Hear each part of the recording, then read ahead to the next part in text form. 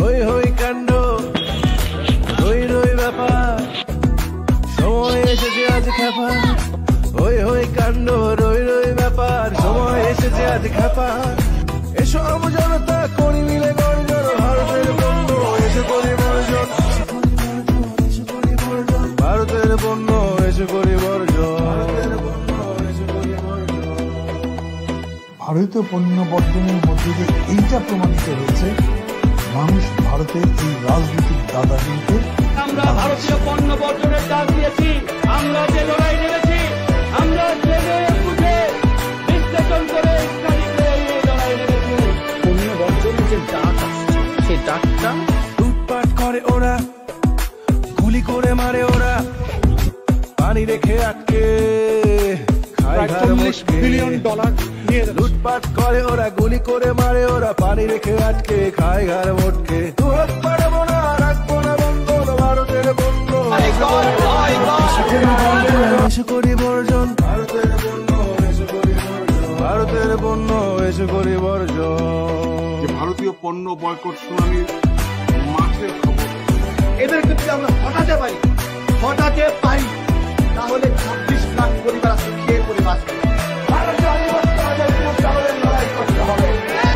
বাংলাদেশের জনগণকে ভারতীয় পণ্য বয়কটের আহ্বান আর বিক্রি হবে বাংলাদেশ। যাবো না তো বেড়াতে, নিজ টাকা ওড়াতে, বয়কট পণ্য হবে ওরা শূন্য।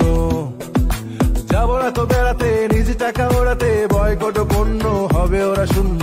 অর্থনীতি বিটানে করবে যে বর্জন, ভারতের পণ্য এসে পরিবর্তন, ভারতের পণ্য এসে পরিবর্তন। এখানে ভারত আর একা খেলোয়াড় না, অন্যরাও এসে গেছে। ভারতীয় পণ্য বর্জনটাকে সমর্থন করেন? যদি আমি বিশ্বাস করি বাংলাদেশের election has been totally manipulated with the help of India, যদি আমি বিশ্বাস করি আমরা তিস্তার পানি পাচ্ছি না তাদের শয়তানির কারণে, যদি আমি দেখতে পাই আমার বর্ডারে প্রতি 2 দিন পর পর আমার দেশের মানুষের লাশ ঝোলে, আমি যদি দেখতে পাই কাঁটাতারের বেড়া দিয়ে 2 দেশকে ঘিরে রাখা হয়েছে, যেখানে মেক্সিকো আমেরিকার মতো যাদের তিক্ত সম্পর্ক সেখানে কাঁটাতারের বেড়া থাকে, ইসরায়েল ফিলিস্তিনের মধ্যে কাঁটাতারের বেড়া থাকে, সেখানে বাংলাদেশ ভারত কখনো স্বামী স্ত্রী কখনো রক্তে রাখি বন্ধন, সেখানে কাঁটাতারের বেড়া হয়, যেই দেশে জুম্মার নামাজে লাথি মারা হয়, ডেফিনেটলি সেই দেশের পণ্য বর্জনের সাথে আমি আছি।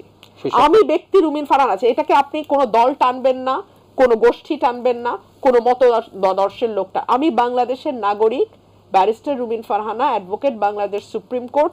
আমি সেই দেশের পণ্য বর্জনের সঙ্গে শতভাগ আছি, যেই দেশ আমার দেশের মানুষের ভোটের অধিকার নষ্ট করে দেয়, এবং সেটা আবার উঁচু গলায়। আজকে পিনাক রঞ্জন আর বিনা সিকরি যা বললো, তারপরে তো আসলে ভারত কোনো রাগঢাক করে কোনো কথা বলছে না। তো যারা এই শয়তানিগুলো আমাদের সঙ্গে করে, এবং যেই দল সেই শয়তানির সুযোগ নিয়ে মেয়াদের পর মেয়াদ ক্ষমতা থাকতে থাকে, ডেফিনেটলি তাদের বিরুদ্ধে আমার অবস্থান।